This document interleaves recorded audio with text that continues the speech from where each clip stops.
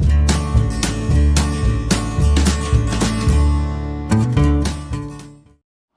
Dear student, myself Pankaj Parmit India में आपका स्वागत है। तो स्टूडेंट, आज अपन बात करने वाले हैं पीएच स्केल के बारे में कि पीएच स्केल क्या होता है और इसको यूज़ करके कैसे अपन जो एसिड और बेस है, एसिड एंड बेस है, उसके बारे में अपन पता लगा सकते हैं। पहले बात करते हैं कि पीएच स्केल क्या है।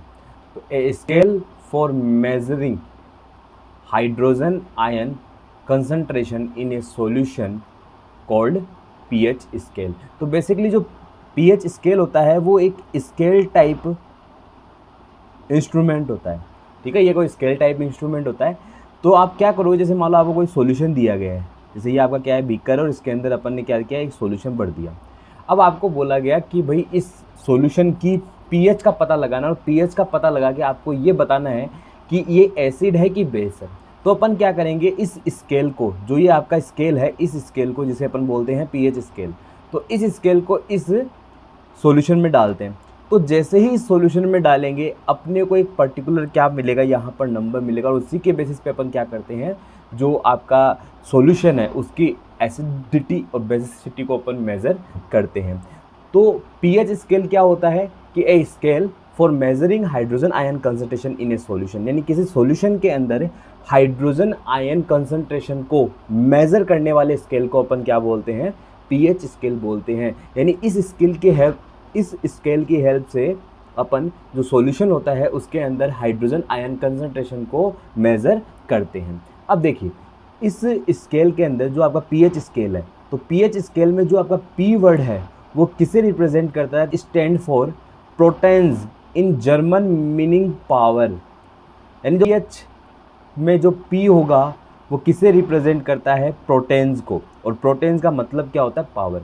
On the pH scale we can measure pH generally from 0 to 14, यानी कि 0 से लेकर 14 तक अपन क्या करते हैं, पीएच स्केल के अंदर अपन पीएच को मेज़र करते हैं। यानी कि यहाँ पर जो वैल्यूज़ आएगी वो आएगी 0 से 14 के बीच में।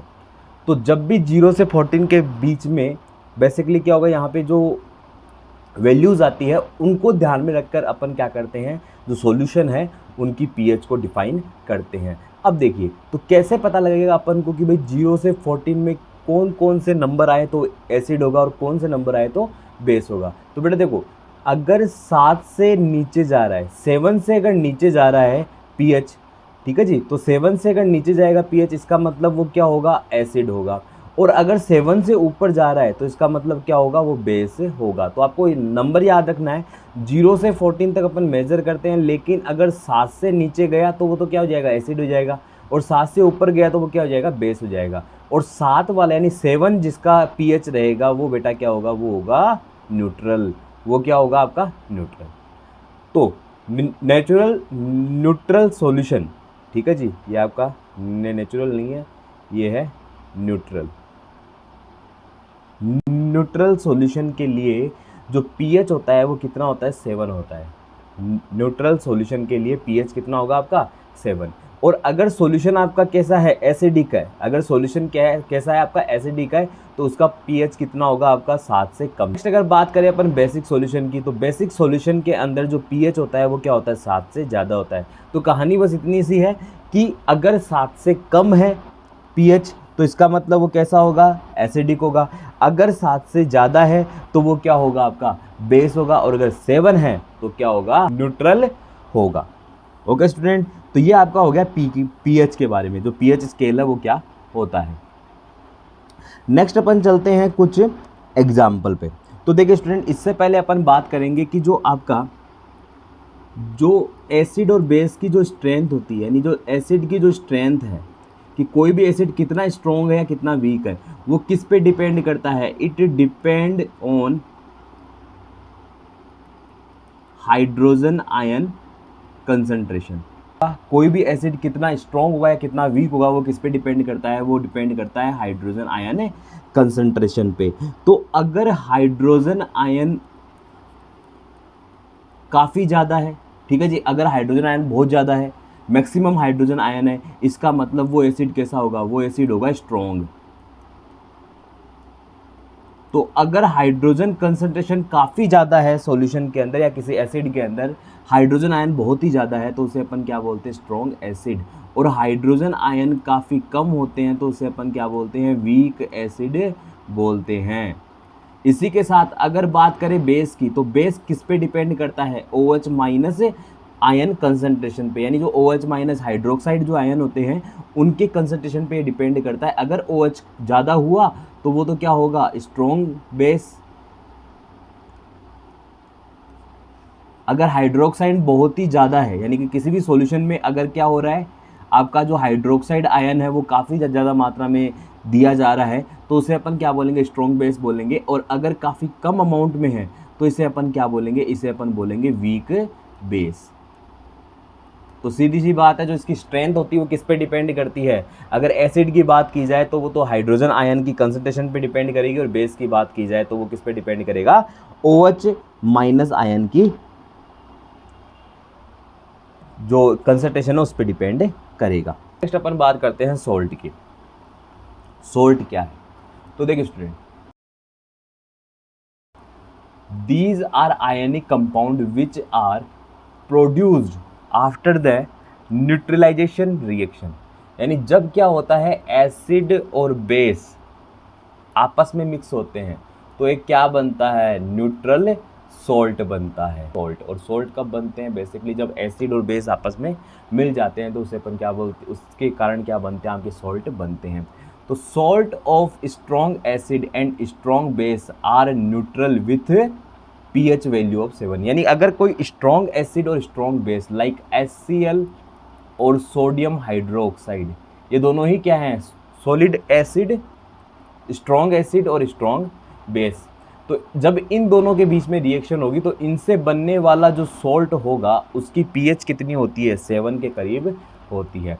अगर स्ट्रॉन्ग एसिड और वीक बेस लिया जाए, यानी कि स्ट्रॉन्ग एसिड के साथ वीक बेस की रिएक्शन करवाई जाए, तो उससे कौन सा सॉल्ट बनेगा, तो उससे जो बनने वाला जो सॉल्ट है, ठीक है, तो उससे बनने वाला जो सॉल्ट होता है उसकी जो pH है वो क्या होती है आपकी, क्या होगी आपकी, 7 से कम होगी। तो इसकी pH क्या होगी, लेस देन 7, क्या होगी आपकी, लेस देन 7। तो स्ट्रॉन्ग एसिड और वीक बेस से अगर अपन सॉल्ट बनवा रहे हैं, सॉल्ट बना रहे हैं, तो उसकी जो pH होती है वो क्या होती है, 7 से कम होती है। और अगर अपन क्या करते हैं, स्ट्रॉन्ग बेस के साथ वीक एसिड का यूज़ करते हैं, स्ट्रॉन्ग बेस के साथ वीक एसिड का यूज़ करते हैं, तो जो सॉल्ट होता है उसकी pH कितनी होगी आपकी, 7 से ज़्यादा होती है। क्या होती है, 7 से ज़्यादा होती है। तो ये आपको यहाँ पर याद रखना है। नेक्स्ट अगर अब अपन बात करते हैं, तो देखो यहाँ पर जो कॉमन सोल्ट की अगर बात की जाए तो वो क्या होता है आपका, सोडियम क्लोराइड। अब ये किससे बनता है, हाइड्रोक्लोरिक एसिड की रिएक्शन अगर आप किससे करवाओगे, सोडियम हाइड्रोक्साइड से, तो क्या बन जाएगा आपका, बन जाएगा NaCl, और ये वाटर आपका निकल जाएगा बाहर। इस तरीके से आपका क्या होता है, इसका फॉर्मेशन होता है।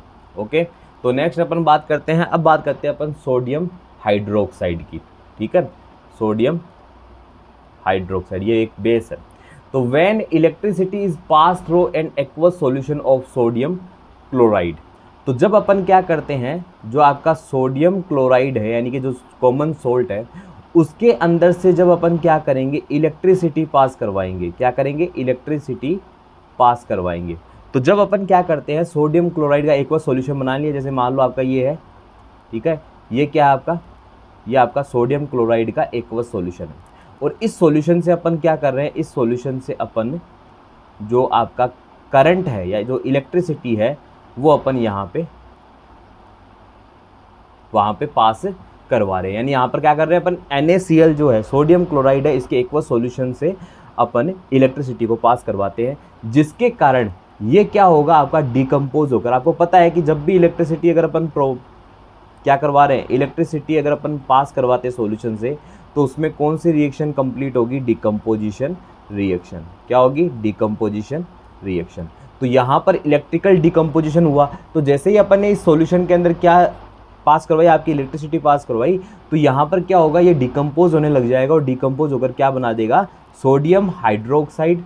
और इसके साथ this process is known as chlor alkali process. तो क्या होगा, जब इस सोडियम क्लोराइड के एक्वस सॉल्यूशन से इलेक्ट्रिसिटी को पास करवाया जाता है तो ये किसके अंदर कन्वर्ट हो जाएगा या किसके अंदर डिकम्पोज हो जाएगा, तो ये जो आपका NaCl का जो एक्वस सॉल्यूशन है वो आपका सोडियम हाइड्रोक्साइड के अंदर कन्वर्ट हो जाता है, डिकम्पोज हो जाता है। और इस प्रोसेस को अपन क्या बोलते हैं, क्लोर एल्कली प्रोसेस। अब इसे क्लोर एल्कली प्रोसेस क्यों कहा जाता है, क्योंकि इसके अंदर क्या होता है, the product formed chlor for chloride and alkali for sodium hydroxide. यानी इसमें जो प्रोडक्ट बनते हैं, ये जो प्रोडक्ट हैं इसके अंदर वो क्या है आपके, क्लोराइड एंड सोडियम हाइड्रोक्साइड। तो इसमें जो प्रोडक्ट जो बने हैं वो क्या होते हैं आपके, क्लोराइड और एल्कली यानी कि सोडियम हाइड्रोक्साइड के रूप में बनते हैं। तो यहाँ पे क्लोराइड और एल्कली जो सब्सटेंस है वो होने के कारण इस प्रोसेस को अपन क्या बोलते हैं, क्लोर एल्कली प्रोसेस बोलते हैं। ये आपका मोस्ट इंपॉर्टेंट है, याद रखना इसको। नेक्स्ट अगर अपन बात करें तो ये है आपका chlorine gas is given of at the anode and hydrogen gas at the cathode. तो जब ये रिएक्शन हो रही होती है तो आपकी जो क्लोरीन गैस है वो तो किस तरफ चली जाएगी, वो तो आपकी चली जाएगी एनोड की तरफ, और हाइड्रोजन जो गैस है वो आपकी चली जाएगी कैथोड की तरफ। यानी क्लोरीन जो गैस होगी वो तो किस तरफ जाएगी, एनोड की तरफ जब डिकम्पोजिशन होगा, और जो आपका हाइड्रोजन गैस है वो किस तरफ जाएगी, कैथोड की तरफ। ओके स्टूडेंट, तो देखिए स्टूडेंट यहाँ पर क्या होता है, 3 product produce in this process. जो आपकी क्लोर एल्कली प्रोसेस होती है इसमें 3 प्रोडक्ट बनते हैं। कौन कौन से, एक तो बनेगा आपका क्या, एक तो बनेगा आपका हाइड्रोजन गैस जो कैथोड पर बनेगा, एक आपका बनेगा क्लोरीन गैस जो एनोड पर बनेगा, और एक तीसरा बनता है आपका सोडियम हाइड्रोक्साइड। ठीक है जी, क्या बनेगा, सोडियम हाइड्रोक्साइड। तो अगर अपन क्या करते हैं, जैसे कि NaCl है, NaCl को अपन ने ये बना रखा है, ठीक है, और इसकी अगर अपन क्या करते हैं, इलेक्ट्रिकल डिकम्पोजिशन किया तो क्या होगा आपका, सोडियम हाइड्रोक्साइड अलग निकला, उसके बाद क्या बचा हुआ, क्लोरीन, तो क्या आ जाएगा Cl2, और इसके साथ क्या बचा हुआ आपका, भाई एक हाइड्रोजन उस तरफ से निकल गया तो इतना कितना गया आपका ये। तो इसका अगर बात करें अपन तो ये कुछ ऐसे बनेगा 2NaCl, और ऐसे कर दो इसको, तो क्या ये आपका क्लियर हो चुका है, ठीक है। तो यहाँ पर आपका क्या हो जाएगा, 2NaOH Cl2 और H2। क्या ये बैलेंस है, देख लो बैलेंस है, नहीं है। देखो यहाँ पर सोडियम के कितने हैं, 2 हैं, इस तरफ सोडियम के कितने हैं, 2 हैं, इस तरफ क्लोरीन के कितने, 2, इस तरफ क्लोरीन के कितने, 2, इस तरफ हाइड्रोजन के कितने हैं, इस तरफ हाइड्रोजन के कितने हैं, 4 हैं, इस तरफ हाइड्रोजन कितने हैं, 2, तो ये हो गए, और 2 2 2 हो गए ये। इसके साथ जो ऑक्सीजन कितने हैं, ऑक्सीजन के इस तरफ 2 हैं, तो इस तरफ भी कितने हैं, इस तरफ भी 2 हैं। इसका मतलब ये आपकी जो रिएक्शन है वो एकदम बैलेंस होगी। तो यहाँ पर प्रोडक्ट के रूप में आप लोग देख पा रहे हो, जब आपका सोडियम क्लोराइड है, जो सोडियम क्लोराइड के साथ क्या है, वाटर भी है, तो सोडियम क्लोराइड के एक्वस सॉल्यूशन से अपन ने क्या किया था, इलेक्ट्रिसिटी पास करवाई थी, और उसके कारण क्या बनता है आपका, सोडियम हाइड्रोक्साइड, क्लोरीन और हाइड्रोजन गैस बनती है। अब ये कहाँ कहाँ होती है, तो हाइड्रोजन गैस तो कैथोड पर, क्लोरीन गैस एनोड पर, और सोडियम हाइड्रोक्साइड इसके अलावा बनेगा। अब अपन बात करते हैं ब्लीचिंग पाउडर के बारे में।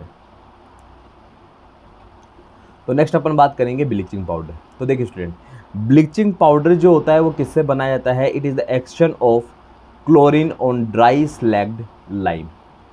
तो बेसिकली ये जो आपका ब्लीचिंग पाउडर है वो क्लोरीन की रिएक्शन किस पे करवाएंगे, ड्राई स्लैग्ड जो लाइम है यानी CaOH2 है, उसकी जब क्या करते हैं अपन क्लोरीन के साथ रिएक्शन करवाते हैं तो उसके कारण क्या बनता है आपका, ब्लीचिंग पाउडर बनता है। तो स्टूडेंट ये किस तरीके से बनेगा, यहाँ पर आप लोग देख सकते हो। तो देखिए स्टूडेंट, ये आपका क्या है, CaOH2। इसकी अगर मैं रिएक्शन किससे करवा देता हूँ, क्लोरीन से करवा देता हूँ, तो ये क्या बना देगा, ये बना देगा आपका CaOCl2 प्लस H2O। तो इस तरीके से क्या हुआ, जब आपने ड्राई स्लैग्ड लाइम जो है CaOH2 उसकी रिएक्शन किससे करवा दी, क्लोरीन से करवा दी, तो ये क्या बना देगा, ये बना देगा CaOCl2 और उसके साथ वाटर, और ये क्या है, CaOCl2 है आपका ब्लीचिंग पाउडर। अब इसका यूज़ क्या होता है, तो इसका यूज जो है उसके अंदर ब्लीच करने में, साथ में जो लिनन जो फैब्रिक होता है उसके अंदर ब्लीच करने में क्या होता है, टेक्सटाइल इंडस्ट्री में इसका यूज़ किया जाता है। इसके साथ जो वुड पल्प होता है, क्या होता है, वुड पल्प, पेपर फैक्ट्री के अंदर जो वुड पल्प है उसकी ब्लीचिंग में क्या होता है, यूज़ में आता है, उसकी ब्लीचिंग में यूज़ में आता है। इसके साथ as an oxidizing agent in many chemical industry, कई सारी जो केमिकल इंडस्ट्री होती है उसमें ये ऑक्सीडाइजिंग एजेंट के रूप में काम आता है। इसके बाद आपका for disinfecting drinking water to make it free of germs, यानी कि अपने जो ड्रिंकिंग वाटर यानी पीने का जो पानी होता है, ठीक है, उसको जर्म्स फ्री बनाने का काम ये करता है। क्या करता है, जर्म्स फ्री बनाने का काम करता है।